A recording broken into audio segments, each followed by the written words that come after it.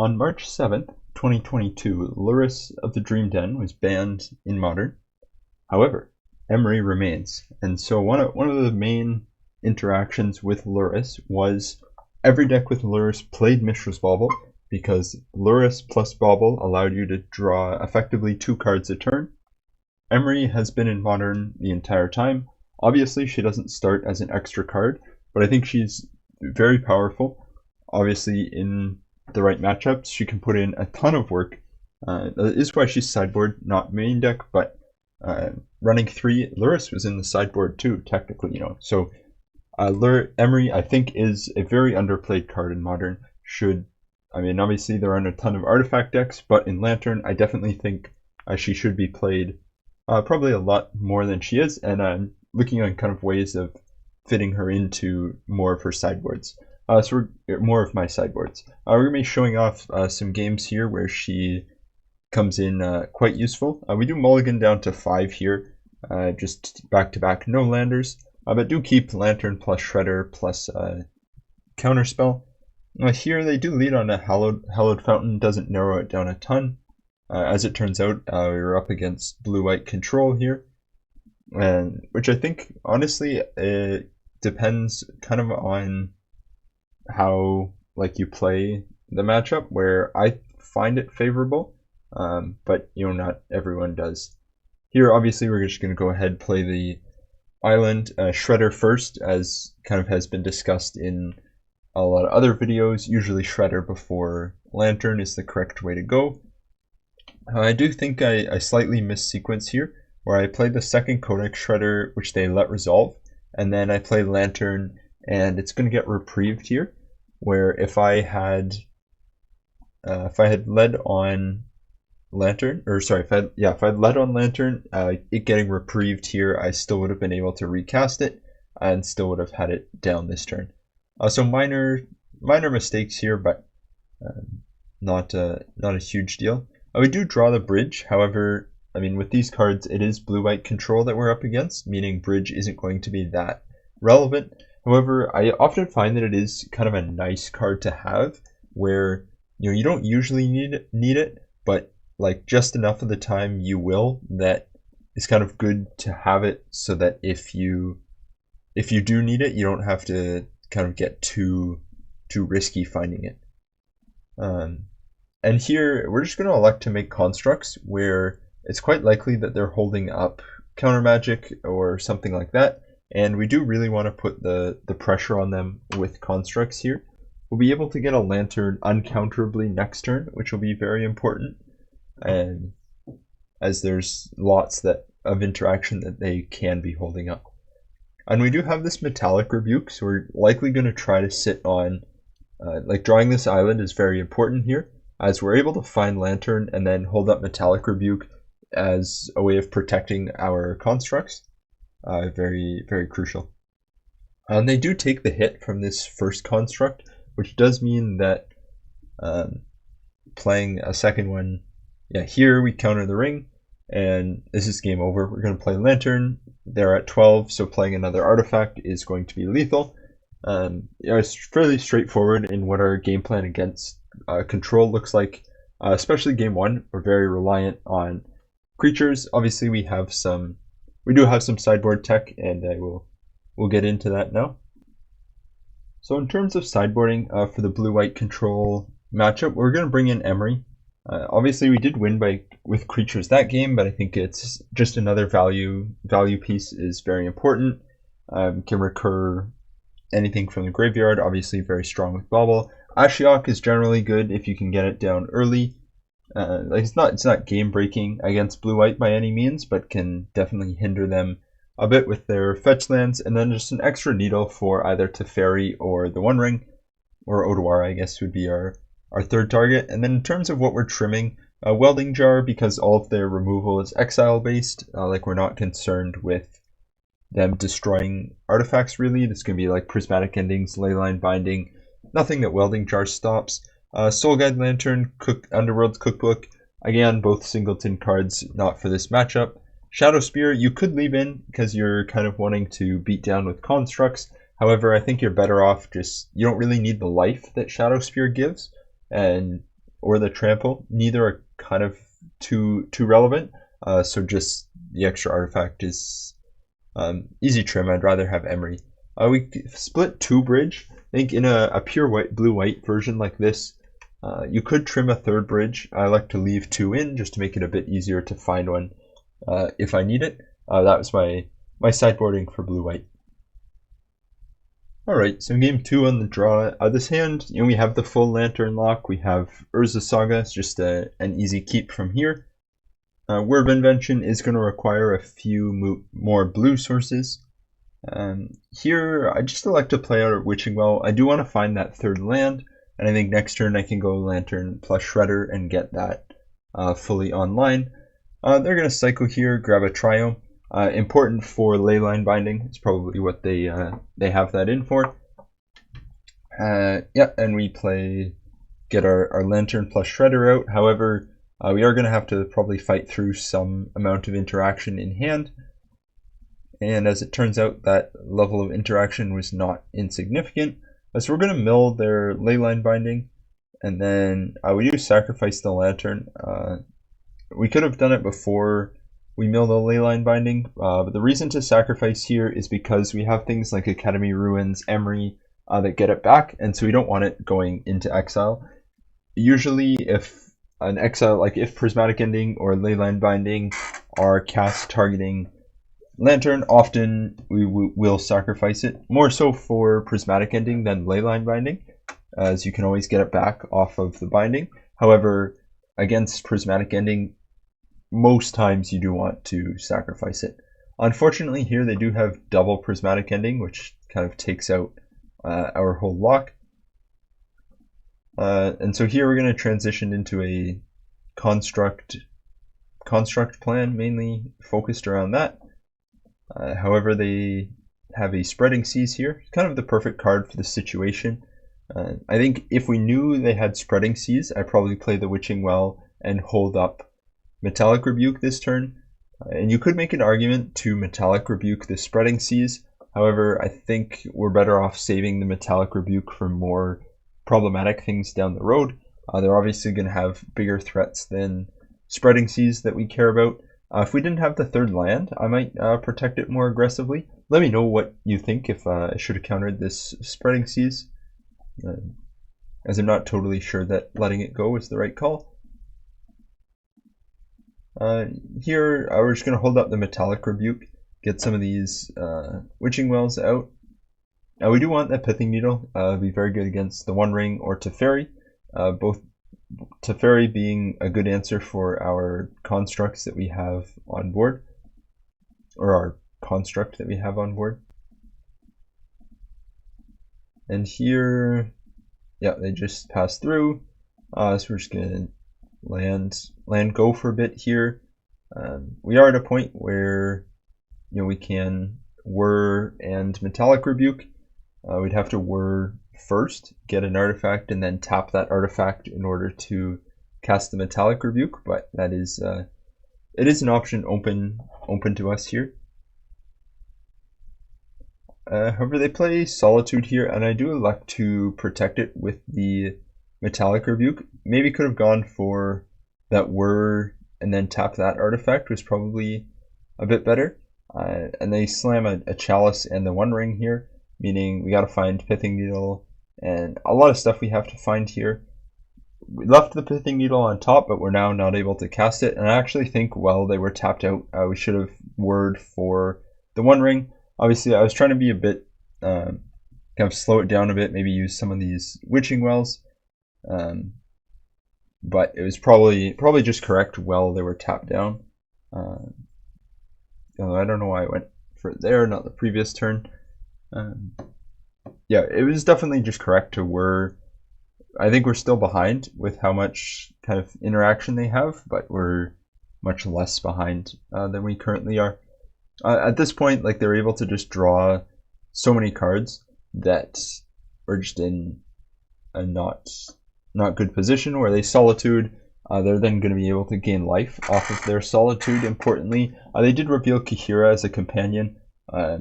Just kind of glossed over it a bit, but yeah, here, honestly, we probably should have still Word of Invention for Needle and Ring, but they're going to Kahira here and gain enough life off Solitude that there's not really much we can do to come back from this one. Probably misplayed Word of Invention a little bit. Should have just gone for it. Didn't really need to use the instant speed aspect of it. Here, yeah, they just draw so many cards that we're very dead. I elect to concede pretty soon here. I think there's not really much chance of playing it out. We do draw the bridge, but I believe they have like multiple counter spells for it. Yeah, they had Leyline Binding, and we cast Whir. We have to cast Whir here because we need the bridge to improvise for another one, and they have the counter spell. Yeah, so we unfortunately drop our second game. So a bit of a tough one in game 2. However, we open up we have Emry in our opener here. Obviously, he's going to be quite strong. And I think this is a pretty reasonable hand. Turn 2 Emry. Basically any hand like with that, I'll keep. With the well, we do want, I believe we put the island on top, Shredder on the bottom, as we're going to play Emry next turn, and just dropping our other islands for Word of Invention is going to be pretty important. They're going to shock in here, just play a Preordain, kind of smooth out their draws. One thing where you don't have access to Disruption is that oftentimes establishing Lantern plus Shredder earlier becomes more important, as you can't answer the stuff they have in hand, so being able to control that as early as possible is important. Here, so we do draw that island that we left on top, which we're gonna play the island Shredder into Emry. And importantly, of the 4 cards that we mill over here, one of them is a Bauble. And Bauble, like we talked about briefly at the start of the video, where she's basically can do what Luris did in drawing us an extra card every turn, which should be pretty strong against our control opponent here.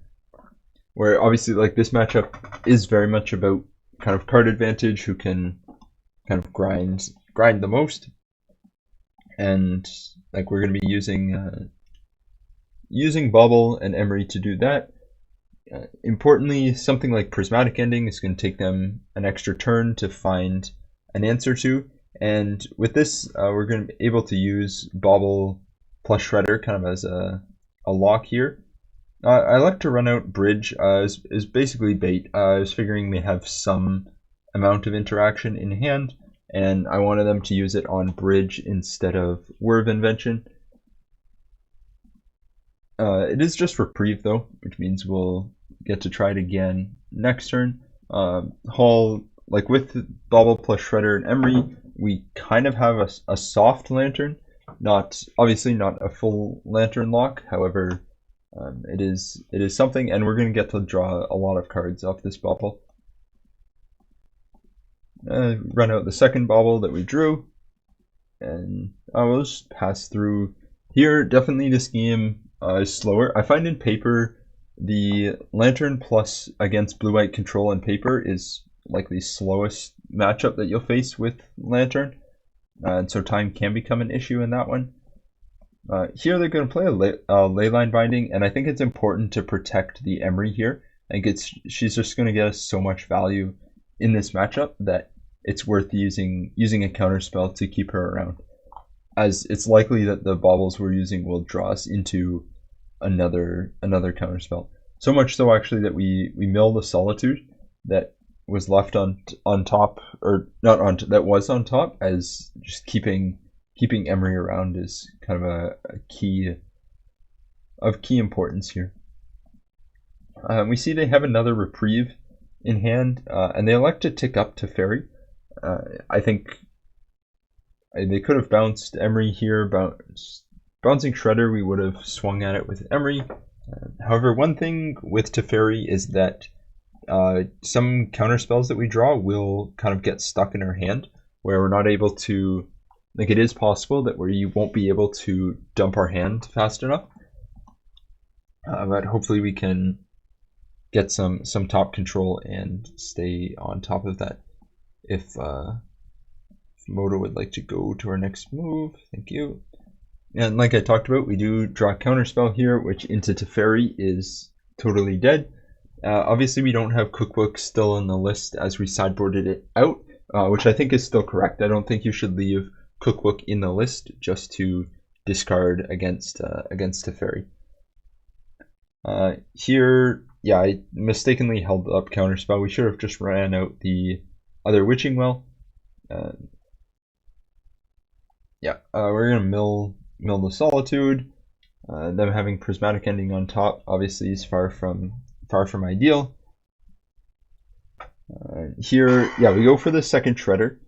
You could have maybe gone for this a bit earlier, but I like to go for it here, just getting stronger control, as I think based on what they have in hand, I'm guessing it's more on the counterspell side than on the interaction side, as they've kind of had a good number of turns in order to break up the lock, but they haven't gone for that yet.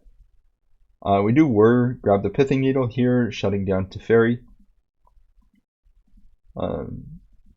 Yeah, so they draw another Teferi. Like at this point, it's mainly locking them. We see a White Sun Zenith, where it's going to make a bunch of cats and then get shuffled back into their library. Importantly, this doesn't beat us, as whenever it gets shuffled to the top, we can just mill it, so they can't just recycle it forever. However, it is going to mean that we have to be a bit conscious about how many cards we leave in our hand, as they could have, I don't know how many they have total in their list, but it's definitely possible that they have more than one, that they're trying to loop two of them. Yeah, so here, like, we're just going to start dumping cards from our hand. We play the Bridge, which gets countered here, but to be honest, we don't really mind. Emry can get back the Bridge on a later turn. Like, we can basically cast a Bridge into a counter spell every turn. And I put Torpor Orb to the bottom here. I think if they had a Solitude, they would have used it much earlier, and so I'm not really too worried about it. We do take this chance to kind of get in at Teferi. If we can whittle Teferi down a little bit, that'll be good.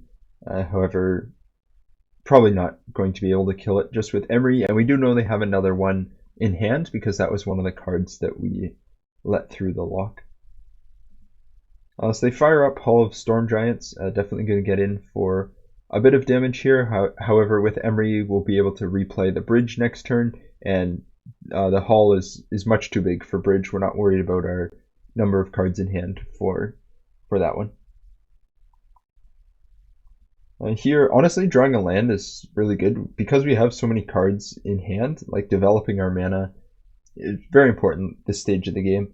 And I would like to point out that, like, Emry has probably drawn like an extra 5, played around turn 2 and basically bobbled every turn up until turn 7. It's just like an extra 5 cards that we're getting from her. Now she's able to bring back Bridge, which they tapped out to fire up their Hall, so they don't have an answer for. We mill the Emry here, get a Witching Well. I like to put the Bubble on the bottom, as we already have one that we're able to recycle. Kind of not necessary here, and leave the Pixis on top, as more mill rocks are always good. Yeah, so they unfortunately find a Lorien revealed off of that Preordain, so we kind of have to hope that the Preordain doesn't hit anything super relevant, as we can only see the top card. However, we do get a bit lucky where they just hit Reprieve plus another Flooded Strand, meaning, you know, we have to worry about counter magic, but at this point there's basically no shot they have removal. I think they would have fired it off way earlier if they did. And then from here, like, basically it's just milling them out at this point. I think, surprisingly, blue-white control, they don't have like a ton of ways of getting out of this. Like, if they're holding up all counter spells, like, they're not a super hard deck to keep locked once they have been. Like, they don't really, all their counter spells we can let them have, like Teferi we can let them have. It's basically like just the select few removal spells that we can't let them have. Very low number here. Like the counterspell, technically we could let them have it. I am milling here more aggressively just because I want to kind of finish the game out. But like we didn't have to mill that counterspell. We still win this game if we don't. Here, yeah, again, still milling. Things like Chalice of the Void, we do want to keep them off of. But here, sometime around here, I do make a bit of a mistake. I think that the Needle and the One Ring is very, again, just another card that we can let them have. Mill the removal spells like Prismatic Ending. We see a White Sun Zenith here. Again, we are okay with them drawing it as we have Bridge. We let them draw it, and we do make a bit of a mistake here where, you know, obviously we keep milling them for all their card draw cards. However, I elect to pop Witching Well. Maybe it's next turn. We're going to play the land, and this could, fortunately, I got pretty lucky that it didn't end up mattering. What do we do here? We cast Whir, they reprieve it, draw the counterspell, we cast Whir, they cast the counterspell. We're all fine with that interaction. We know they have the thing that makes 2/2 cats, and so at this point I was good with it. And then I kind of forgot about it here, where I kind of get very punished, where I draw the Needle and I see Ashiok, and I go, oh, if I go land into Ashiok off the Witching Well, I'll be good. And yeah, totally forgot that they could make a bunch of 2/2s. So I crack the Witching Well, looking for land into Ashiok because I want to play Ashiok because they're at 13 cards and just kind of finish the clock. And then I kind of realized that, oh right, they can make a bunch of 2/2s, and that leaves me with 2 cards in hand. Fortunately for me, however, they make exactly 7, which puts me at 1. And at 1 is not dead. They're at 13 cards left in deck. I mill them out easily here. Yeah, obviously a bit of a lapse of judgment right at the end. However, Emry, as a blocker too, comes in very clutch, where she's able to sacrifice herself to stop one of the cats. And if they did play Kahira here, Kahira does pump cats, which are the creature type that White Sun Zenith makes. However, then they wouldn't be able to attack with Bridge. So, yeah, you're just milling out blue-white control the rest of the way. And overall conclusions, like, Emry is so strong. Like, I think every time, obviously she feels a lot better when you bring her in from the sideboard in relevant matchups. So basically, every time you bring her in, you want to see her, which definitely means that when you see her, like, you're very happy to have seen her. I guess we just mill them out from here. We play Saga, Dream Render. I'll try to skip to the end. They do have Reprieve, which if they had double Reprieve would actually beat us, as returning it to our hand twice would mean that, you know, we still have it in our hand. They concede here. We mill them out. Emry, very strong card. I've actually sort of experimented about putting her in the sideboard of like the stock Abzan list and just using the rainbow lands to try to cast her. But I don't have a ton of work with that. And this video is getting a bit long for a replay video already. But I hope you enjoyed that game. Don't forget to subscribe, and I will see you in the next one.